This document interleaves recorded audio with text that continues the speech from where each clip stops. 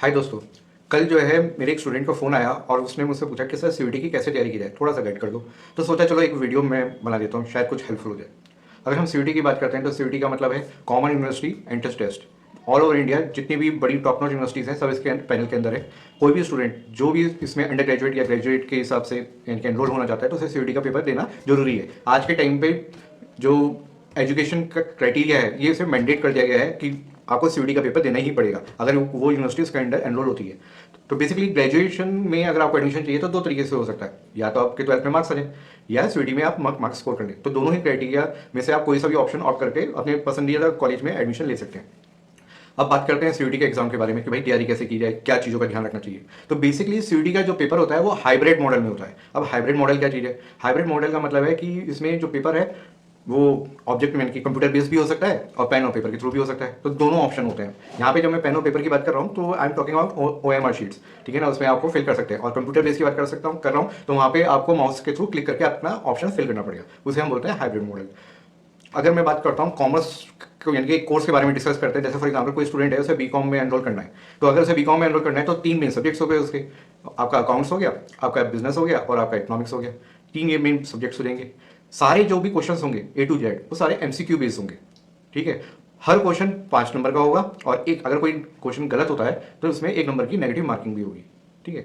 अब अगर हम बात करते हैं सब्जेक्ट वाइज की, तो अकाउंट्स की अगर हम बात करते हैं तो अकाउंट्स का जो पेपर होगा उसमें 50 क्वेश्चन आपको अवेलेबल होंगे, जिसमें से आपको 40 क्वेश्चन करने होंगे। तो मतलब 10 क्वेश्चन का आपको चॉइस है। 5 नंबर एक क्वेश्चन का, तो मतलब आपका पेपर कितने का बन गया? 200 मार्क्स का पेपर बन गया, ठीक है। तो क्वेश्चन सही 5 नंबर, क्वेश्चन गलत 1 नंबर माइनस, ठीक है। अब हम बोलते हैं कि यार 12 का सिलेबस आएगा, 10 क्वेश्चन की चॉइस है तो बिंदास हम कर सकते हैं। लेकिन इसमें भी कैच है। मेन कैच क्या है? सिलेबस की कैच है। सिलेबस क्या है? ये जो पेपर है ये CBSE या NCERT नहीं बना रही है, ठीक है। ये बेसिकली इसमें क्या है कि जितने भी ऑल ओवर इंडिया जितने भी बोर्ड्स हैं, 12th के जो बोर्ड्स हैं, उनका जो सिलेबस है उसको एक तरीके से कॉमन मिनिमम की तरह यूज करा गया और उसको एनरोल करने की कोशिश करी गई है। तो इसमें 2 चैप्टर एक्स्ट्रा है। ध्यान से सुनिएगा, जब हम सीयूईटी की तैयारी करेंगे तो इसमें 2 चैप्टर्स एक्स्ट्रा हैं। 12 के सारे चैप्टर्स आ गए, आपकी पूरी पार्टनरशिप आ गई, आपकी कंपनी अकाउंट्स आ गई, शेयर्स आ गया, आपका कैश फ्लो आ गया, आपका अकाउंटिंग रेशियोस आ गया, मतलब 12 कंप्लीट आ गई। जो एक्स्ट्रा चैप्टर्स हैं जो आपको करना है, ठीक है, if you are a CBSE student, तो इसमें आता है आपका non profit organisation, NPO chapter बोलते हैं इसे। 2022 से पहले, यानी कि ये आपके 12 के सिलेबस में था, लेकिन अब CBSE तो अपना सिलेबस कट करते जा रही है, ठीक है ना, तो उसने NPO को हटा दिया सिलेबस से। तो एक NPO आपका सीयूईटी में एक्स्ट्रा चैप्टर रहेगा। दूसरा जो चैप्टर आपके लिए एक्स्ट्रा रहेगा वो रहेगा रिडेम्पशन और डिवेंचर, ठीक है। बात करते हैं अब CBSE में तो रिडेम्पशन और डिवेंचर नहीं, खाली इशू और डिवेंचर है। तो ICSE बोर्ड में तो है रिडेम्पशन और डिवेंचर। तो बेसिकली जैसे मैंने बोला ये जो पेपर है सीयूईटी का ये CBSE या NCERT नहीं करा रही है, ठीक है। तो ये अपने माइंड मेकअप करेगा। तो जब भी आप बात करेंगे 10 क्वेश्चन की आपके पास चॉइस है, ठीक है ना, तो 10 क्वेश्चन में भाई 3 चैप्टर, ये 2 चैप्टर एक्स्ट्रा भी तो हैं, तो आपके चॉइसेस में उसमें फंस जाएंगे आपके। जब भी आप क्वेश्चन करें, जैसे हमारा होता है ना कि भाई हम MCQ है टिक कर दो, नेगेटिव तो ज्यादा ही नहीं है, लेकिन यहाँ पे ध्यान रखिएगा 1 नंबर नेगेटिव मार्क का है। तो आप पहले सबसे इंपॉर्टेंट जो चीज आती है, सबसे इंपॉर्टेंट चीज आती है वो आती है सिलेक्शन ऑफ क्वेश्चंस, कि आप क्वेश्चन किस हिसाब से सेलेक्ट करते हैं। देखिए एक चीज का ध्यान रखिएगा, आप एक चीज का ध्यान रखिएगा, जैसे 50 क्वेश्चन है, 40 क्वेश्चन आपको करने हैं, 200 मार्क्स के हैं, उसमें कोशिश करिएगा कि शो शॉर्ट, यानी कि जिसको आपको 37 क्वेश्चन जो शो शॉर्ट हो वो आप सबसे पहले ढूंढिएगा कि मुझे 37 क्वेश्चन करने हैं। समझ में आया बात? और तुक्का मारना है तो बाकी के 3 क्वेश्चन हैं, ठीक है। तो सबसे पहले 50 क्वेश्चन में 37 क्वेश्चन ढूंढिएगा, ठीक है। अगर मैं अकाउंट्स की बात करता हूँ, अब बात करता हूँ मैं इकोनॉमिक्स की। इकोनॉमिक्स में भी वही 1 घंटे का पेपर है, 50 क्वेश्चन होंगे, 40 क्वेश्चन करने पड़ेंगे, ठीक है। हर क्वेश्चन 5 नंबर का होगा, नेगेटिव मार्किंग 1 नंबर की होगी। फिर वही कैच, सिलेबस की कैच आ गई भैया।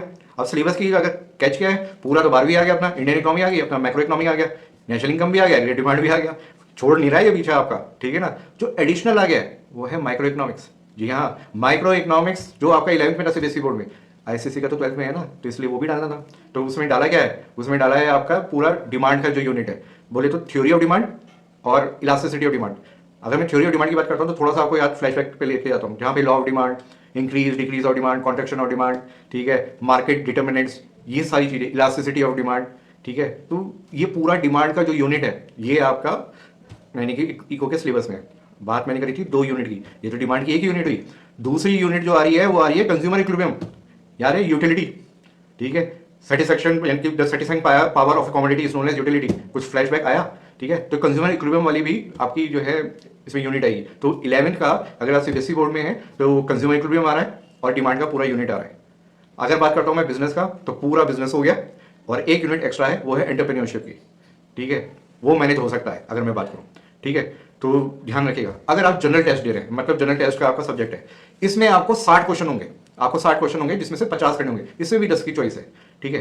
तो ध्यान रखिएगा, तैयारी करिएगा। एक जो सबसे इंपॉर्टेंट जो चीज़ है, मैं फिर बार बार बोलता हूँ, जब भी हम कोई कंपटीशन में जाते हैं या कोई भी करते हैं तो उसमें सिलेक्शन ऑफ ऑप्शन सबसे मेन चीज़ होती है, ठीक है। दूसरी चीज़, जब हम ऑप्शंस को इवेलुएट करते हैं, ध्यान रखिएगा, जरूरी नहीं है कि एक ही ऑप्शन हो, 4 ऑप्शन है, हो सकता है कि कोई सा भी ना हो, नन ऑफ दिस, या इट मे बी पॉसिबल चारों ऑप्शन हो, यू नेवर नोज। तो सबसे पहले जब हम ऑप्शन को सेलेक्ट करते हैं तो उसमें करते हैं सबसे पहले एलिमिनेट कर दो ऐसे ऑप्शन को, ऐसे एलिमिनेट कर दो ऐसे ऑप्शन को जिसके चांसेस ही नहीं है। तो जब आप चांसेस कर देते हैं तो the probability of getting the question right वो इंक्रीज हो जाती है। तो मेन सबसे इंपॉर्टेंट चीज होता है कंपटीशन के पेपर में, एलिमिनेट द ऑप्शंस।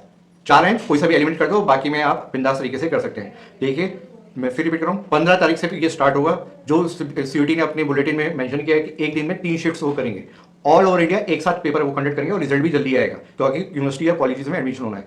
अगर 15 तारीख में सीयूटी आ रहा है तो ये चीज मान के चलिए उससे पहले आपका बोर्ड का रिजल्ट आ जाएगा। Getting my point. पिछली बार 8 मई को आ गया था रिजल्ट सीबीएसई का, उससे पहले आईसीएसई का आ गया था। तो मान के चलिएगा भैया, अगला महीना टफ आने वाला है। Getting my point. और अगर आप प्लान कर रहे हैं कि अच्छे यूनिवर्सिटी में, अच्छे कॉलेज में जाने के लिए, तो मेरे ख्याल से 20 दिन है, 15-20 दिन है, तो पढ़ाई स्टार्ट कर दिए। कहना तो बुरा लग रहा है कि अभी तो बोर्ड के पेपर खत्म होंगे 2 तारीख को और दोबारा से पढ़ाई स्टार्ट करनी है, लेकिन if you want to make your career bright, थोड़ी सी तो मेहनत अभी बनती है भाई, ठीक है। तो wait for my next video. अगर आपको ये वीडियो अच्छा लगे तो प्लीज़ शेयर अपने भाई बंधुओं के साथ जो सीयूटी की तैयारी कर रहे हैं, शायद ये उनके लिए भी कोई इंपॉर्टेंट वैल्यू एडिशन कर पाए। Thank you.